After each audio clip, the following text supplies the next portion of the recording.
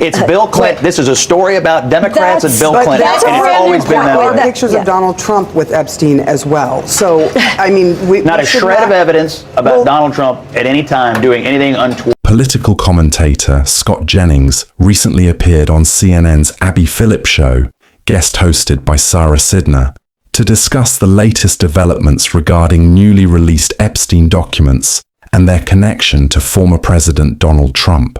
Jennings, known for his conservative viewpoints and frequent defense of Trump, offered his perspective on the controversy during a heated panel discussion.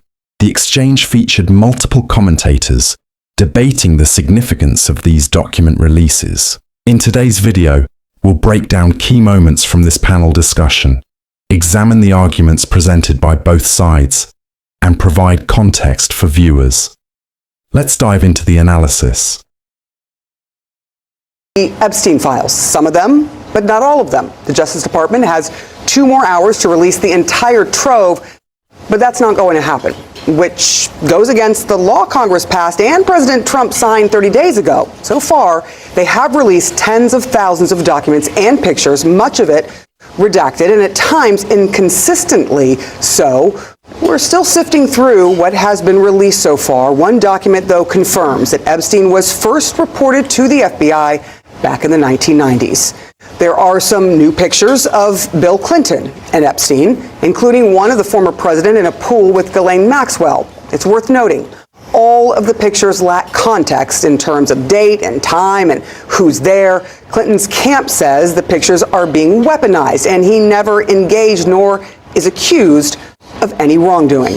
But tonight, there is anger from all sides. Republican Congressman Thomas Massie, who spearheaded the law to force this release, says Pam Bondi's DOJ grossly failed to comply. And now, there are questions about what was redacted, why it was redacted, and which documents are being held back. All right, I am going to start with you, and I'm going to call you Madam Schneider. You are a lawyer at this table. When you see that they are not going to meet this deadline, you say? Ridiculous. The law was passed. They were given 30 days. They knew today was the day to release the documents. And all of a sudden today they tell us they're not ready. They can only release a couple of 100,000 pages. There's more. They haven't told us how many more pages there are. And there's software to go through these documents. There are keyword searches they can do with software, with AI technology. This is how lawyers operate when they have voluminous document production. They could have gone through that quickly. And then the lawyers come and look over everything and make sure they're not violating any privileges or laws or privacy or executive privilege or all the other loopholes that they were given in the statute, in the law. But to tell the American public the day they're due, oh, we're not ready, we're only giving you a little bit, and then the amount they give us, blank pages again. Same thing that happened last time. It happened in February when Pam Bondi said, I'm going to release the Epstein binders. And they had a big ceremony on the White House lawn, and there was nothing new in the binders. There are some new things now coming out, and they are slowly coming out. I'll just make one comment before the panel jumps in, but Bill Clinton releasing those photos, and there's nothing wrong with showing, you know, he's not doing anything wrong in the photos, but maybe it's embarrassing to him. Why are you releasing the Bill Clinton photos and not redacting those when President Trump ordered or directed Pam Bondi to open an investigation on Bill Clinton last month? It's a disingenuous type of investigation, in my opinion. He ordered the investigation of Clinton and prominent Democrats within the Epstein file and nobody else, and all of a sudden they're releasing pictures of Bill Clinton when he is the subject of a government investigation. And that's exactly the opposite of the DOJ policy, which is when you have an active investigation, you close off all information. So it seems duplicitous to me. Scott, don't you think that because they are not releasing everything that Congress and the president signed to say you have to release this in 30 days, doesn't it give more fodder for the conspiracies that exist? I mean, they're not following the law. Well, look, they've released how many documents tonight? 200,000? More? 400? 10% of that's okay. So a good faith effort is being made to release files tonight. Really? They're obviously doing that. And I think as it relates to redactions, I mean, my impression is that there's a whole lot of names of victims in there and minors and other people that you probably wouldn't want to release, and they do need to be redacted. Regarding Bill Clinton, I'm sorry to tell you, the reason that Bill Clinton's picture is in the Epstein files is because this has always been a story about Bill Clinton and not Donald Trump. We should call it the Clinton files, not the Epstein files. That's what we're learning tonight. This is the Clinton files. This is the blowing up in the face of the Democrats over this. It's Bill Clinton. This is a story about Democrats and Bill Clinton, and it's always been that way. Pictures of Donald Trump with Epstein as well. So, I mean, not a shred of evidence about Donald Trump at any time doing anything untoward. Nor a shred of evidence about Bill Clinton doing anything untoward. Democrats have tried to sell a narrative this year that this is a story about Trump and Epstein, and it's going to blow up in their face. Get away from the talking points and actually talk about the facts right now. It's not a talking point. Your president, Bill Clinton, is in a pool with some people that have their faces blurred out. And you know what? And I think that if there are photos of any politician or anybody who is potentially friends with Jeffrey Epstein and was around these minors, I think they should release the photos of all of them, whether they are Democrats or Republicans. The reality is that the entire reason we're in this place is it does seem fishy to me that Pam Bondi wanted to release all the files and all of a sudden she didn't, and then all of a sudden she has files to release, only 10% of them, 5% which are new, and they happen to only have photos of Bill Clinton. Explain to me why you think that Pam Bondi Did you feel that way was holding on so tight to the Bill Clinton photos. Did you feel this way about the oversight Democrat document dump the other day when they put out a picture of Donald Trump at some unrelated issue and redacted faces of adult people who had nothing to do with Epstein at all? Did you feel that? Were you having righteous indignation? Let me tell you, I actually believe that the only thing that they should be redacting are the faces of victims. So you're mad at the Democrats on the Oversight Committee? I think they should. I don't think that they should. And the victims are mad at the Oversight Democrats. I don't think the Oversight Committee did not do what you say they did. Yes, they released photos of people on both sides, men who were not redacted. Did they redact Republicans pictures of and women Democrats who were adults who were not Epstein victims who had? These were public. They redacted the pictures to create a narrative, but not the truth, and that's the story of it. During a recent CNN panel discussion, viewers could hear audible sighs from off-camera, perhaps reflecting a broader frustration with the current political discourse. The conversation highlighted a striking contrast in accountability standards. On social media, many Americans are expressing a consistent principle. If someone broke the law, they should face consequences, regardless of party affiliation. This includes figures like Bill Clinton and Donald Trump alike. However, some political commentators appear to apply different standards depending on political loyalty. While demanding thorough investigation of one side, they simultaneously dismiss any scrutiny of the other, despite documented connections and evidence warranting examination. The key question isn't about partisan preference, it's about consistency.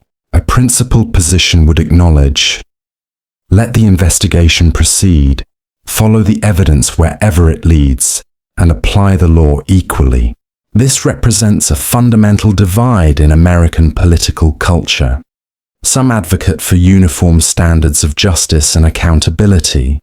Others seem to operate from a framework where loyalty supersedes objective evaluation of facts. The Epstein files investigation will ultimately reveal what it reveals.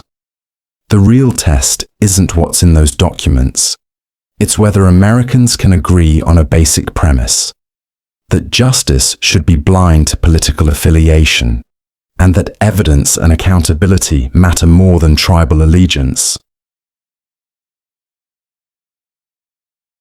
narrative. They gave a very equal disclosure in the photographs. It wasn't just Donald Trump. The Clinton files are out, and you're upset about it. I understand. No, but the funny part is you saying they made a good faith effort today, a Friday, their deadline. They made a good faith effort. Of course. They had to come up with all kinds of statements. Todd Blanche went on Fox News to say, we're not ready. We need more time. Sure. There's so much work to do. Well, government's never missed a deadline. They knew the deadline 30 days ago. They have the capabilities to meet deadlines. These files have been around since before 2019. First of all, with response to the Oversight Committee releasing pictures of who they redacted, who they didn't, I wish they redacted the face of Jimmy Buffett. Let's not drag him into this. But the second thing is, when you're saying that there's 300,000 documents that were released today, and that's just the tip of the iceberg, now you're talking about millions of pages. I'm sorry. I want my Justice Department to measure 5 times and cut once before putting a name out to the public Agreed. that could be run through the mud. So I'm But sorry, I know it's 30 days, Congress but and the here's the president problem. signed a No, law I that agree, said but- you have to but- put them all out. Hey, And- okay, and hold on. wait, and how long has the DOJ? Should you have vetoed it? Hold on, how long has the DOJ had these documents? A very long And I'm time. asking that because the victims are really upset. That's they where are we're losing the the ones that are conversation. searching Yes, for their Sarah. own names, and they can't find them in these documents. So that is why we're here. I do not disagree with you on any of the stuff with the victims. You have over 1,200 victims. There's probably thousands and thousands of more names of people associated. This is a huge web, and you're right. The DOJ has had a lot. Biden didn't release anything. This is the first time we're seeing the light of day. But here's the whole point here: is there is still a PR battle being fought. And what I wish the DOJ would do, if I had one piece of advice, is you need to be incredibly clear when you do redact entire files, agree. hundreds of pages. Please explain. It doesn't have to be much. Just explain why it was there. Right. This is still under They can investigation. give a There's list of name. redactions. Well, You're but it's absolutely not right. only that. They We can. had to. When I was at the Justice Department, we dealt with this, not the Epstein files, but we dealt with something similar Oh, we know. in various investigations, which was essentially is you provide Congress in-camera review. You provide Congress with all of the documents, unredacted, even with victims, in a SCIF.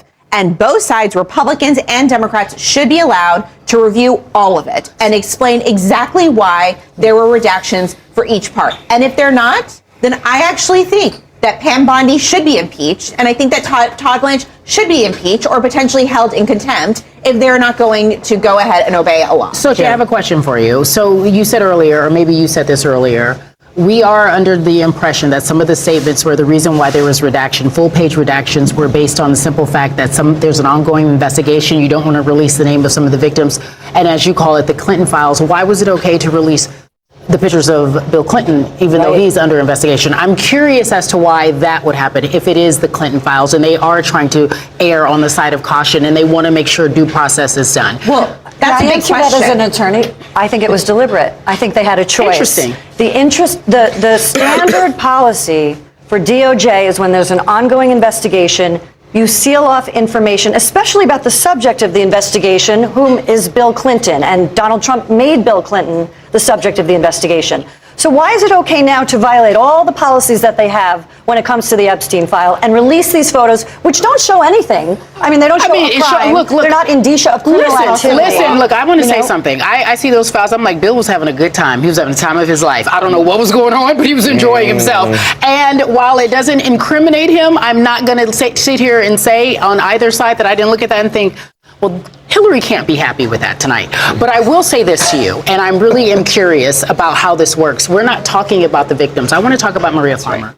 1996, September 1996, she made this complaint. Her sister was doing the campaign trail. She released it in terms of interviewing and talking to everyone about it. She releases a statement. 1996, this man was abusing the law and the FBI did nothing. That should be what is most upsetting. And while the victims may not want their names, it doesn't matter. It does not matter. I'm talking about that. I'm not on any side. I feel like it's disgusting that she has to wait till 2025. Well, and decades after she lets it, and we are still protecting this man like we're still pointing fingers. And he's it's not even disgusting. alive. And he's not even alive. But stop protecting him. It's disgusting. But I think that, to that point, even if there is evidence that comes before the FBI that they don't use or they don't take seriously or they do not for some reason believe that it fits in a certain case, the prosecutors and the agents have a responsibility when they were going to trial to convict Jeffrey Epstein, when they were going to trial to convict Ghislaine Maxwell, to look at all of this evidence. And that is, I will say, FBI has some explaining to do. And I think the Justice Department should really talk about why exactly did this complaint get lost at the FBI. And that's why I'm so glad that this story was corroborated with today's release. That is why I believe, as you were mentioning, conspiracy theories, the more these release, and that's why I want them out immediately. I want full transparency. I want people held accountable. I think everybody does, Democrat, Republican. Do you? But I want it done. Yeah, of course I do. But I want it done. No, I mean, do you think appropriately and everybody safely. does? That's what I'm questioning. I don't question your integrity. I'm questioning if you think that both sides want everything out. That's just that's not true. I do. Unless they all voted for it. They all voted for it. And but I would more say, if we poll Americans, do you want Jeffrey Epstein, bad people held accountable? Do you think that this administration is intentionally withholding information? I do not. Until given believe evidence that. to believe You believe- otherwise. you believe that Until given wholeheartedly. evidence to believe You know what? otherwise. I'm going to give you a little piece of evidence, what I think is evidence. In July, the DOJ and the FBI had a joint statement that said, we've thoroughly reviewed the Epstein file and we do not find evidence that we should pursue any further investigations against any third parties. So that was their own statement. We thoroughly reviewed this file, and they did a press release on that. So all of a sudden now, at the end of the year, they haven't thoroughly reviewed the file, and they don't know what's in it, and now they have to sit and redact it. Well, that does not make first sense. of all, I'm going to give you the last word, too, Gabby.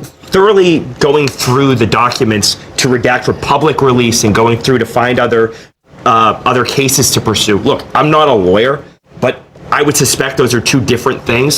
So yeah, I think that's totally holds up. Come on, DW. Look, I'm telling you, the DOJ has a real PR battle on their hands. I don't think they've do. communicated clearly. But I have said You know that who else has a PR last battle? year? Clinton. It's just Very telling you true. right We there. were talking about the Bill Clinton Clinton today. file. No one even Love cares that. about Bill There Clinton. are Nobody even lots- cares Hold about on, nothing we're wrong gonna with hold on a Clinton. second. He There are sat a in lot the of pool. people. They're going to have people wondering what happened in these pictures, and it is not just Bill Clinton. We've seen a lot of pictures of a lot of different people that are in those. We will. Political commentator Scott Jennings recently reframed the Epstein file controversy as primarily a Clinton issue. But polling suggests most Americans believe the story is more complex than partisan talking points suggest. The newly released Epstein documents have reignited debate about accountability across party lines. While some commentators focus exclusively on one political figure, the files mention multiple high-profile individuals from both parties. This raises an important question about political discourse. When serious allegations emerge, does whataboutism help us find truth or just muddy the waters? The reality is that multiple people could be implicated in this case. Evidence should be evaluated objectively, regardless of political affiliation. Whether it's Bill Clinton, Donald Trump, or others mentioned in these documents, accountability shouldn't be selective. Recent panel discussions, including on Abby Phillip's show, reveal sharp divisions on this topic. Most panelists challenged the framing that these are simply Clinton files, arguing the documents warrant broader scrutiny. Where do you stand? Do you believe the Epstein files implicate one side more than another, or should investigations follow the evidence wherever it leads? Share your thoughts in the comments below. And if you found this analysis helpful, please like and subscribe to Insight's Brief for more balanced political coverage.